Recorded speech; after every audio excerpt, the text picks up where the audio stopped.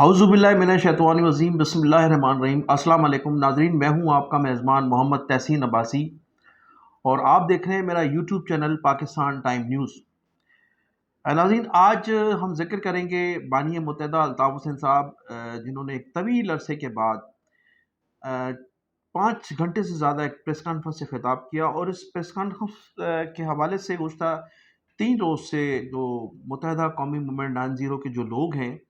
یا ان کا جو انفارمیشن سیل ہے، جو لندن سے بھی بیٹھ کر کام کر رہا ہے اور کراچی سے بھی ان کے چند لوگ ہیں، ان کی جانب سے تیاریاں کی جا رہی تھیں اور تمام لوگوں کو دعوت دی جا رہی تھی کہ وہ پریس کانفرنس کو اٹینڈ بھی کریں، اور پریس کانفرنس میں مختلف صحافیوں کو کہا گیا تھا کہ وہ سوالات بھی الطاف حسین صاحب سے ضرور کریں۔ تو الطاف حسین صاحب کی آج سے 5 گھنٹے سے زائد پر مشتمل یہ پریس کانفرنس تھی، اور جس طرح سے انہوں نے تحمل مزاجی سے اور ایک بردبار طریقے سے، جس طرح سے وہ ماضی میں پریس کانفرنسیں کرتے رہے ہیں، اور اس کے بعد پھر لوگوں کا ان کے خلاف جو پروپیگنڈا رہا ہے کہ الطاف حسین صاحب بیمار ہیں، ان کو مختلف بیماریاں لگ گئی ہیں، اور پھر گزشتہ 2 روز قبل تو چند لوگوں نے ایک ولاگ کیے تھے کہ جناب الطاف حسین صاحب پراپرٹی کیس ہارنے کے بعد بڑے مایوس نظر آ رہے ہیں۔ تو آج کی پریس کانفرنس میں ایسا کہیں بھی نظر نہیں آیا کہ کہیں ان کو مایوسی ہو یا کہیں ان کو کوئی بیماری چھلک رہی ہو یا کسی حوالے سے بھی وہ، لیکن ماضی کی طرح بالکل آج سے 20 سال قبل 30 سال قبل جس طرح سے وہ پریس کانفرنس سے کیا کرتے تھے، صحافیوں سے چٹخلے کرتے تھے، کارکنان سے خطاب کے دوران اور پریس کانفرنس میں صحافیوں سے جس طرح ان کی دوستانہ انداز تھا، آج بالکل وہی انداز تھا، اور بالکل الطاف حسین آج سے 30 سال پرانے اور 25 سال پرانے الطاف حسین نظر آئے۔ آج کی پریس کانفرنس میں انہوں نے بہت سے راز افشاں کیے اور بہت سی جو ہے وہ رازوں سے پردہ بھی اٹھایا، اور انہوں نے سب سے پہلے تو کہا کہ جناب اسٹیبلشمنٹ کے لیے کہا جاتا ہے کہ اسٹیبلشمنٹ جو ہے اب وہ سیاست سے الگ ہو چکی ہے اور بالکل نیوٹرل ہے۔ انہوں نے کہا کہ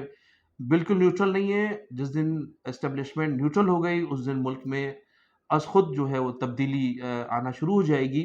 انہوں نے میاں محمد نواز شریف، عمران خان اور آصف علی زرداری صاحب اور محترمہ بینظیر بھٹو کی سیاست پر بھی بہت سی باتیں کہیں، اور کچھ باتوں سے انہوں نے پردہ بھی اٹھایا، اور ان لوگوں کی جانب سے جو ماضی میں متحدہ قومی موومنٹ سے جو بے وفائیاں کی جاتی رہی ہیں ان کے حوالے سے بھی انہوں نے ذکر کیا،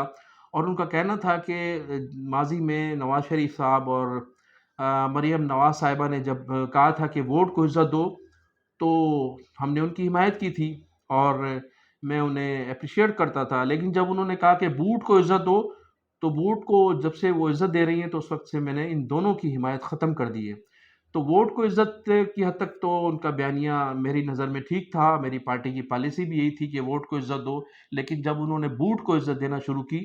تو میں نے ان دونوں کی حمایت جو ہے وہ ترک کر دی ہے۔ الطاف حسین صاحب نے ماضی میں جب آل پاکستان مہاجر اسٹوڈنٹ آرگنائزیشن کا قیام عمل میں آیا تھا 1979 سے، جو انہوں نے جو تفصیلات سے آگاہ کیا لوگوں کو، صحافیوں کو، اور اس کے بعد جو مظالم ہوتے رہے، پھر اے پی ایم ایس او سے مہاجر قومی موومنٹ تک کا سفر جو تھا اس کی بھی تفصیلات سے آگاہ کیا، اور پھر جتنے بھی آپریشنز ہوئے ہیں متحدہ قومی موومنٹ کے کارکنان کے خلاف ان پر بھی انہوں نے تفصیلات بتائیں سب کو، اور پھر انہوں نے یہ بھی بتایا کہ کس کس ٹائم پر اسٹیبلشمنٹ کے لوگوں نے انہیں پیسے دینے کی کوشش کی اور بریف کیس بھیجے جاتے رہے اسٹیبلشمنٹ کی جانب سے، لیکن انہوں نے نہیں لیے۔ پھر پریس کانفرنس کے دوران جنرل بریگیڈیئر امتیاز صاحب، جو اس وقت آئی ایس آئی کے بڑے اہم کردار تھا اور مڈ نائٹ جیکالز کے حوالے سے ان کی بڑی شہرت تھی، ان کی بھی ٹی وی انٹرویو دکھایا گیا جس میں انہوں نے کہا کہ میں الطاف حسین صاحب کے پاس اس وقت کے D G I S I general Hamid Gul کے کہنے پر 50 لاکھ روپے لے کر گیا تھا انتخابات کے لیے، لیکن انہوں نے لینے سے انکار کر دیا تھا۔ تو مختلف ویڈیوز جو مختلف چینلز پر چلی تھیں وہ بھی دکھائی گئی پریس کانفرنس کے دوران، اور مختلف انہوں نے حوالے دے کر بتایا کہ جس طرح سے مجھے خریدنے کی کوشش کی گئی، اور جب میں نے اے پی ایم ایس او کا آغاز کیا تھا اور جدوجہد کی تھی مہاجروں کے لیے، خاص طور پر بہاریوں کے لیے، تو اس وقت مجھے کسٹم کی نوکری اور ایف بی آر میں نوکری کی آفر کی گئی اور مختلف ہیلے بہانے سے مجھے خریدنے کی کوشش کی گئی۔ انہوں نے اس موقع پر خاص طور پر پاکستان پیپلز پارٹی کے سابق سینیٹر مسرور احسن اور مرحوم راشد ربانی کا بھی ذکر کیا۔ انہوں نے کہا کہ میری جو جو جیل اسیری تھی اس اسیری کے متعلق اور اس وقت جو مجھے آفریں کی گئیں اس کی تمام گواہی جو ہے مسرور حسن صاحب حیات ہیں وہ دیں گے، اور راشد اربانی صاحب سے بھی میرے اچھے تعلقات تھے، تو یہ لوگ سب جانتے ہیں کہ کس طرح سے مجھے جیل میں بھی خریدنے کی کوشش کی گئی، لیکن میں ہمیشہ ثابت قدم رہا، اور ثابت قدم اس لیے رہا کہ مجھے اپنے قوم کی فکر تھی، اور اردو بولنے والوں کے ساتھ جو زیادتیاں کی جا رہی تھیں ان زیادتیوں کے وجہ سے میں ثابت قدم رہا، اور یہ تمام لوگ گواہ ہیں اس بات کے، یہ اسیری یہ میرے ساتھ ان لوگوں نے اسیری کاٹی ہے، اور ہم لوگ ایک ساتھ ہی جو تھے مختلف جنرل ضیاء کے دور میں ایک بار سخت مارشل لا کے دور میں جیلوں میں تھے، تو یہ تمام لوگ اس بات کے گواہ ہیں کہ میں ہمیشہ ثابت رہا کہ کس طرح سے آپریشن ہوا، پھر وہ مسلسل جو آپریشن ہوتے رہے متحدہ قومی موومنٹ کے خلاف، انہوں نے اس کے متعلق بھی تفصیلات بتائی، پھر انہوں نے جو مختلف مقدمات تھے لندن میں منی لانڈرنگ کے کیس تھے، پھر اس کے علاوہ 16 اگست 22 اگست 2016 کے بعد جو مقدمہ ان پر لندن ہائی کورٹ میں چلا تھا، اس پر ان کو جو باعزت طور پر بری کیا گیا اس کی بھی انہوں نے تفصیلات بتائیں، لیکن اس مقدمے میں آج تک اس تقریر کے بعد پاکستان میں تو الطاف حسین صاحب پر پابندی ہے۔ پھر انہوں نے جو آخر میں انہوں نے بتایا کہ کس طرح سے یہ پراپرٹی کیس میں کس نے کیا کردار ادا کیا، تو ان کا کہنا تھا کہ کرنل شیر عباس جو تھے انہوں نے اس پراپرٹی کیس میں اپنا بڑا مرکزی کردار ادا کیا، اور کرنل شیر عباس جو ہیں وہ لندن میں آئی ایس آئی کے پلیٹ فارم سے کام کرتے ہیں لندن سفارت خانے میں، اور وہاں انہوں نے اپنا بڑا مرکزی کردار ادا کیا اس مقدمے میں، وہ کئی مرتبہ پاکستان آئے اور پھر بہادر آباد کے لوگوں سے مل کر اس سازش میں ان کا بڑا مرکزی کردار ہے۔ اس سے قبل انہوں نے کہا کہ ایک اور کرنل تھے کرنل لیاقت، وہ بھی آئی ایس آئی کے لیے کام کرتے تھے، لیکن انہوں نے کھل کر یہ بات بتائی کہ ان دونوں کرنلز کے پس پردہ جو اہم کردار تھے وہ تھے جنرل فیض حمید، اور فیض حمید جو تھے وہ پوری طرح سے اس مقدمے میں ملوث تھے، اور اس مقدمے میں انہوں نے بڑا مرکزی کردار ادا کیا، اپنا اثر و رسوخ بھی استعمال کیا، اور پھر آپ نے دیکھا کہ کرنل لیاقت جو تھے وہ بدعنوانی کے کیس میں آرمی سے آئی ایس آئی سے نکال دیے گئے تھے، تو یہ حقیقت پر مبنی ہے کہ جو کرنل اس زمانے میں ان کی ایک برہنہ ویڈیو جو تھی وہ چلائی گئی تھی، اور جس خاتون کے ساتھ ان کی برہنہ ویڈیو چلائی گئی تھی وہ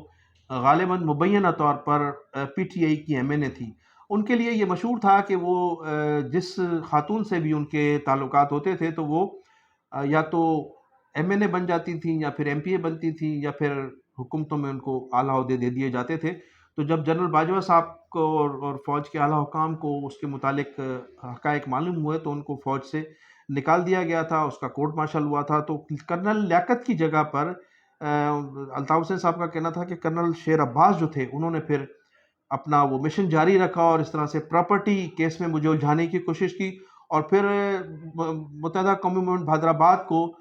کامیابی دلوانے میں بھی کرنل شیر عباس کا کردار تھا، اور اس کے جو پس پردہ جو تھے وہ تھے جنرل فیض حمید جو ڈی جی آئی ایس آئی تھے،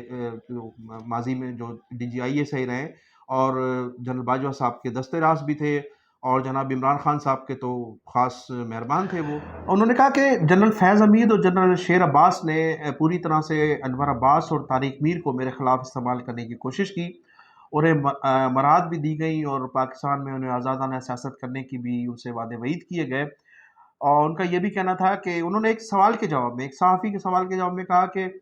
واقعی مجھ پر جو پابندی ہے وہ ڈومیسائل کی وجہ سے، اگر میرا بھی ڈومیسائل پنجاب کا ہوتا یا میرا تعلق بھی پنجاب سے ہوتا تو غالباً تاحال جو تھی وہ میری پابندی ختم ہو چکی ہوتی، لیکن ایسا نہیں ہوا۔ انہوں نے اس موقع پر یہ بھی فرمایا کہ پنجاب ہمارا بڑا بھائی ہے، اور اس تفریق کو ختم ہونا چاہیے۔ انہوں نے کہا اس تفریق کا جب تک خاتمہ نہیں ہو سکتا پاکستان ترقی کبھی نہیں کر سکتا۔ انہوں نے کہا کہ اسٹیبلشمنٹ کے لیے جو لوگ کہتے ہیں کہ نیوٹرل ہے، نیوٹرل نہیں ہے، لوگوں کو سمجھ نہیں آ رہا ہے، لوگ نیوٹرل جو ہے، جس دن اسٹیبلشمنٹ نیوٹرل ہو گئی، انہوں نے کہا کہ میں انگلینڈ میں رہتا ہوں لیکن مجھے یہ نہیں پتا کہ انگلینڈ کے آرمی چیف کا کیا نام ہے، جس دن پاکستان میں یہ ماحول پیدا ہو گیا کہ ہمارے آرمی چیف کا نام لوگوں کو پتہ نہیں ہوگا، ڈی جی آئی ایس آئی کا پتہ نہیں ہوگا کہ ان کے نام کیا ہیں، کون لوگ ہیں، تو جس دن یہ ماحول پیدا ہوگا اور ووٹ کو عزت دی گئی تو پھر پاکستان بڑی تیزی سے ترقی کرے گا۔ انہوں نے اس موقع پر ایک صحافی کے سوال کا جواب دیتے ہوئے کہا کہ واقعی گزشتہ 15 سے 20 سالوں میں جو سندھ کے جو شہری علاقے ہیں ان کے لوگوں کے ساتھ بڑی زیادتیاں ہوئی ہیں، ان کو بے روزگاری میں اضافہ ہوا ہے، وہاں لوگوں کو نوکریاں نہیں دی گئی ہیں، نظر انداز کیا جاتا رہا ہے۔ لیکن اس کے باوجود بھی میں کبھی بھی اپنے کارکنان کو یہ نہیں کہوں گا کہ وہ پولیس کے سامنے آ کر ہتھیار اٹھائیں یا ہماری قانون نافذ کرنے والے اداروں کے خلاف ہتھیار اٹھائیں، جس طرح سے زمان پارک میں ہوتا رہا ہے یا مختلف جگہوں پر ہوتا رہا ہے۔ میں کبھی اپنے کارکنان کو یہ نہیں کہوں گا کہ وہ جو ان کے سامنے ہتھیار اٹھائیں یا کوئی اس قسم کا احتجاج کریں۔ ماضی میں بھی متحدہ قومی موومنٹ نے کبھی بھی یہ روش اختیار نہیں کی۔ 90 پر جب بھی جو ہے وہ رینجرز نے چھاپے مارے تو بڑے پرامن طریقے سے وہ لوگوں نے گرفتاریاں دی ہیں، اور آج دیکھیں میرا گھر جو ہے وہ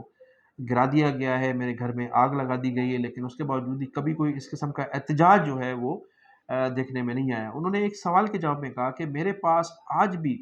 79، 84، 88، 92، 95، 97 تک کے کارکنان آج بھی اس سینئر موسٹ کارکنان موجود ہیں، اور ان تمام کارکنان کے میں نام شو اس لیے نہیں کروں گا کہ کل وہ کسی مشکل میں نہ آ جائے، لیکن جب ہمیں سیاست اور تقریر اور تحریر کی آزادی ملی تو آپ دیکھیں گے کہ یہ تمام کارکنان روڈز پر ہوں گے، تمام کارکنان اپنی اپنی ذمہ داریاں ادا کر رہے ہوں گے، اور پرامن طریقے سے، پرامن احتجاجی طریقے سے ہم اپنے حقوق بھی حاصل کر سکیں گے اور اپنی سیاست بھی کر سکیں گے۔ لیکن میں کبھی بھی اپنے لوگوں کو یہ نہیں کہوں گا کہ وہ ہتھیار اٹھائیں اور ہماری فورسز سے مقابلہ کریں، یا اس قسم کے جو ماحول بنا ہے ماضی میں ہمارے پاکستان کے دوسرے شہری علاقوں میں کبھی نہیں کہوں گا کہ میں اپنے کارکنان کو اس قسم کی ترغیب دوں۔ بانی متحدہ الطاف حسین صاحب کا جو آج صحافیوں سے خطاب تھا، یا جو تمام کارکنان بھی ان کی یہ پریس کانفرنس پورے پاکستان میں دیکھی جا رہی تھی، تو آج کی ان کی 5 گھنٹوں سے زائد جو پریس کانفرنس تھی اس میں وہ جس طرح سے مطمئن نظر آ رہے تھے، اور ان کی صحت بھی اچھی تھی، اور وہ پوری طرح سے انجوائے کر رہے تھے، جس طرح سے ماضی میں وہ اپنی پریس کانفرنسوں میں اور اپنے کارکنان سے خطاب کرتے ہوئے جو چٹخلے کیا کرتے تھے، یا جس طرح سے نام لے کر اپنے کارکنان کو یاد کیا کرتے تھے، ان کو مخاطب ہوا کرتے تھے، تو آج بھی جو لوگ پریس کانفرنس میں ان کے کارکنان بیٹھے تھے ان کو بار بار وہ نام لے کر مخاطب کر رہے تھے۔ صحافیوں کو انہوں نے کئی سینئر صحافیوں کو نام لے کر مخاطب کیا، تو ان کی جو صحت بھی تھی اچھی نظر آ رہی تھی، اور ان کا جوش اور ولولہ اور ان کا جو ایک